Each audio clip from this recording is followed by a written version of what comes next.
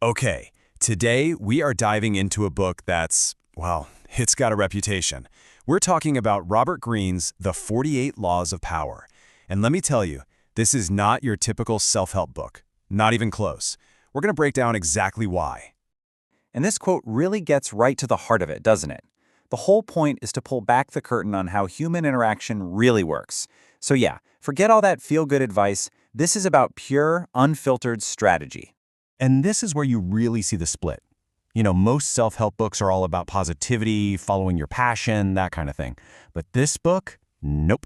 It's about the cold, hard mechanics of power, of ego, and all those unspoken rules of human nature that nobody really wants to talk about. So right from the get-go, you know you're dealing with a different kind of beast here. This thing operates on a completely different level. I mean, check out the very first law. It just hits you right between the eyes. It's basically saying, hey, being the smartest person in the room, that's not enough.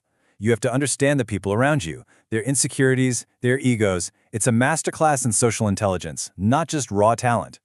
And this is what makes the book so weirdly addictive. Each law is presented like a sharp, precise tool. You feel like you're being handed something potent, something powerful, and you can just feel its potential impact, for good or not so good. But what makes it so engaging, really? It's not just some boring list of rules. When you're reading it, it genuinely feels like you're uncovering some kind of secret knowledge. And here's the secret sauce. Robert Greene doesn't just tell you a rule, he shows you.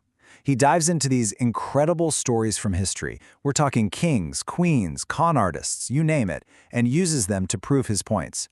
It's all about showing these timeless patterns of power in action. The structure of each chapter is brilliant. It's almost cinematic.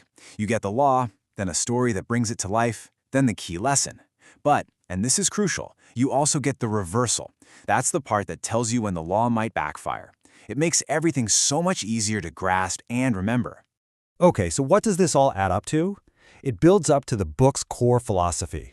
The world is basically a giant game.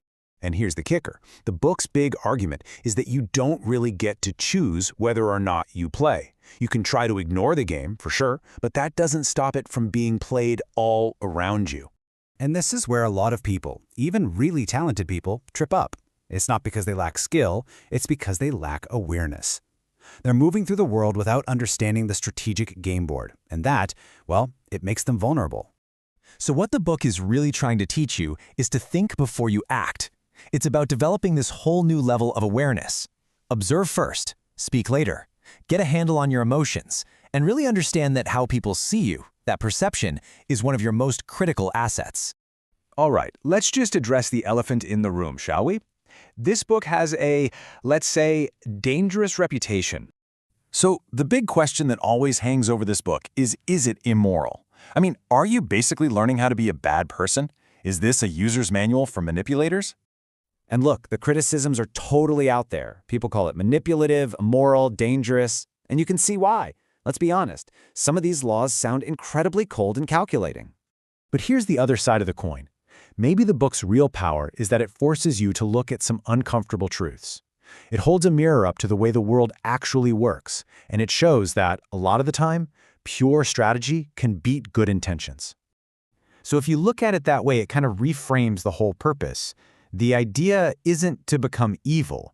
The idea is to understand how power operates so that you don't become a victim of it. It's about defense, not just offense. And at the end of the day, how you use that knowledge, that's always up to you. And that brings us to maybe the most useful way to think about this book. Think of it less as a weapon and more as a suit of armor. Think about it. If you're stepping into any kind of competitive world, maybe you're an entrepreneur, a leader, or even just starting your career, understanding these power dynamics isn't just a nice to have, it's protective. It's armor that helps you see what's coming and avoid those pitfalls that can totally sink you. Because when you boil it all down, the biggest lesson here isn't really about controlling other people. It's about mastering yourself. It's about control of your emotions, control of your image, and control of your timing. And believe me, in a world like ours, that kind of self-control is absolutely priceless. And that's really the final, kind of haunting takeaway. Whether you love this book or you hate it, once you understand these laws, you start seeing them everywhere. You'll notice them in meetings, in negotiations, just in everyday conversations. It's like seeing the code behind the matrix. And so the real question we'll leave you with is, once you can see it, what are you going to do about it?